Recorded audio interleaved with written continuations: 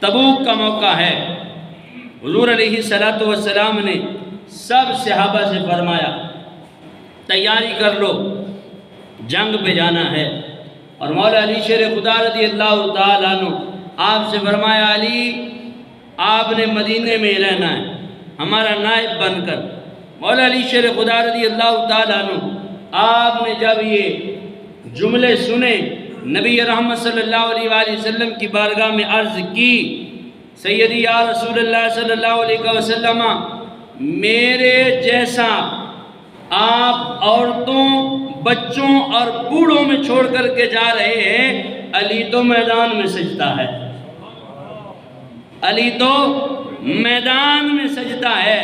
اب مجھے اس کے اوپر دلیل بھی دینی پڑے گی کہ علی میدان میں کیسے سجدہ ہے۔ مولا علی شیر خدا رضی اللہ تعالیٰ عنہ کے مقابلے میں عمر ابن عبد ود آیا۔ عمر ابن عبد ود یہ اتنا جنا تھا، اتنا پہلوان تھا کہ کفار کہتے ہیں کہ جس طرف عمر ابن عبد ود ہوتا تو یہ اکیلا 1000 کے لشکر پہ باری ہوتا تھا۔ عمر ابن عبد ود اس کے حوالے سے مورخین لکھتے ہیں کہ یہ اتنا تکڑا پہلوان تھا کہ یہ جو اپنے سر کے اوپر ٹوپی پہنتا تھا، آپ لوگوں نے ارطغرل ڈرامہ تو دیکھا ہوگا، یہ اس طرح کے جو ڈرامے ہیں ان میں انہوں نے سر پہ وہ ٹوپی سی پہنی ہوتی ہے اور وہ ٹوپیاں مختلف نقش و نگار والی ہوتی ہیں۔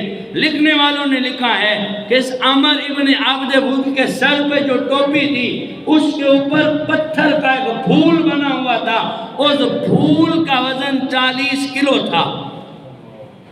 جو بندہ اپنے سر پہ صرف پھول کا وزن 40 کلو رکھتا ہے، سوچئے وہ کتنا تکڑا پہلوان ہوگا۔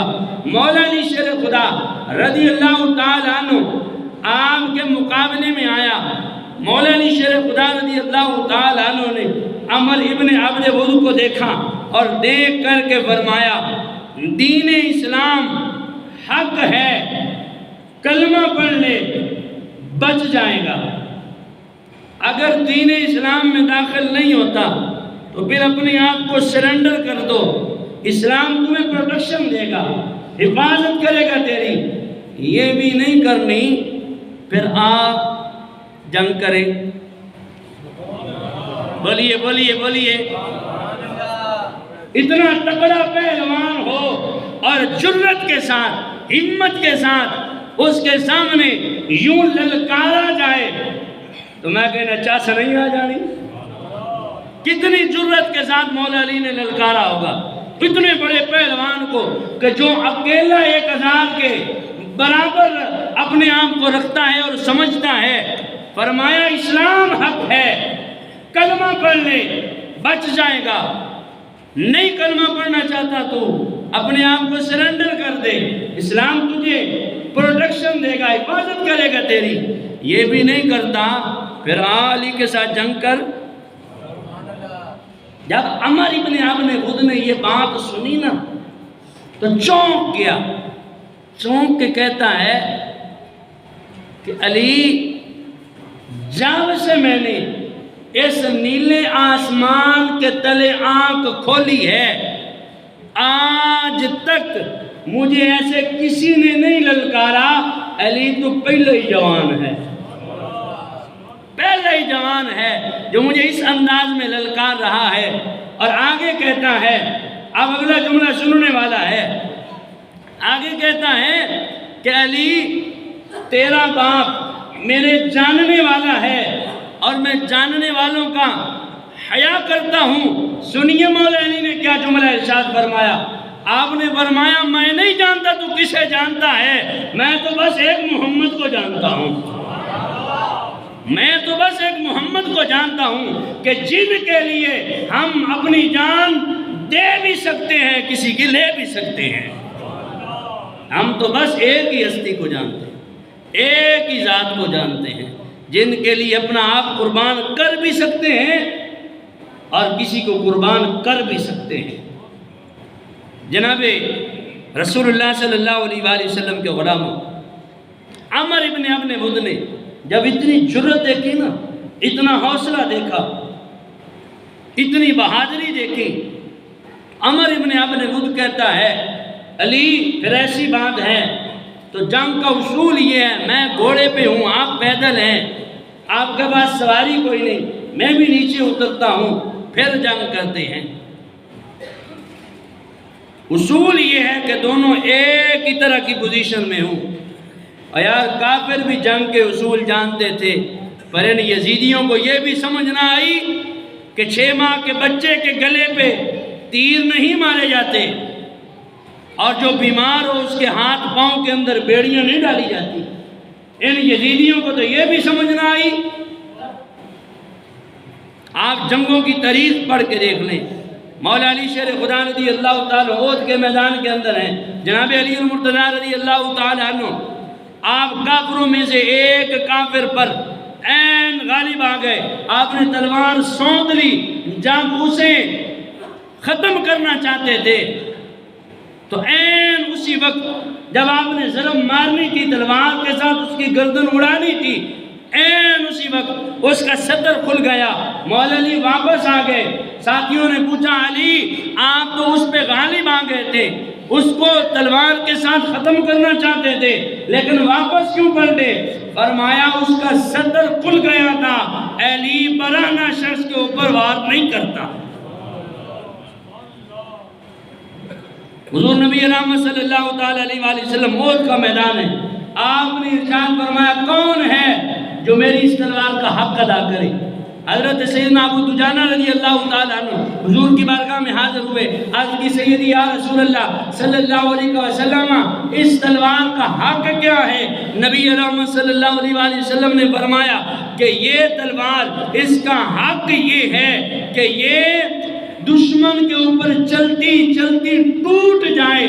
جناب ابو دجانہ رضی اللہ تعالیٰ عنہ آپ کا اصول یہ تھا کہ جب آپ جلال میں آتے تو آپ سرخ رنگ کی پٹی اپنے ماتھے پہ باندھ لیتے، پھر میدان میں جاتے۔ آپ جب سرخ رنگ کی پٹی باندھتے تھے تو دشمن کے اندر لرزہ پیدا ہو جاتا تھا کہ آج خیر نہیں ہے، ابو دجانہ گاجر مولی کی طرح ہمیں کاٹے گا، یہ تو نہیں چھوڑے گا۔ جناب ابو دجانہ رضی اللہ تعالیٰ عنہ آپ نے سرخ رنگ کی پٹی باندھی، اور پٹی باندھ کے جناب رسول اللہ صلی اللہ علیہ وسلم کی تلوار کو اپنے ہاتھ میں پکڑ کے یوں چل رہے ہیں۔ صحابہ عرض کرتے ہیں آقا رب کو تو ایسی چال پسند نہیں ہے، فرمایا آج جیسے ابو دجانہ دشمن کے خلاف چل رہے ہیں رب کو بڑا پسند آ رہا ہے۔ جناب ابو دجانہ رضی اللہ تعالیٰ عنہ آپ مصطفیٰ کریم صلی اللہ علیہ وسلم کی تلوار کے ساتھ لڑ رہے ہیں، لڑتے لڑتے آپ کے سامنے ایک عورت آ گئی۔ جناب ابو دجانہ رضی اللہ تعالیٰ عنہ نے اس عورت کو چھوڑ دیا۔ ساتھیوں نے پوچھا کہ اس عورت کو چھوڑا کیوں؟ آپ نے فرمایا مجھے بڑی شرم آئی۔ کیوں؟ یہ رسول اللہ کی تلوار تھی، میں رسول اللہ کی تلوار کو عورت پہ چلاؤں کیوں؟ میں نہیں چلانا چاہتا، مجھے بڑی شرم آئی کہ کہیں رسول اللہ صلی اللہ علیہ وسلم کی تلوار پر کوئی داغ نہ لگ جائے۔ تو یہ جنگ کے اصول تھے۔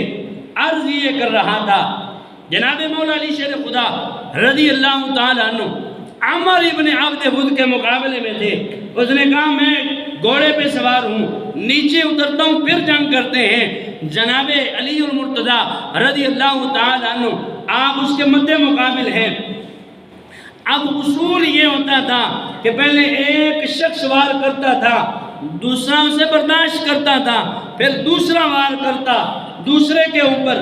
جناب علی المرتضیٰ نے عمر ابن عبد ود سے فرمایا چل پہلی واری تیری ہے،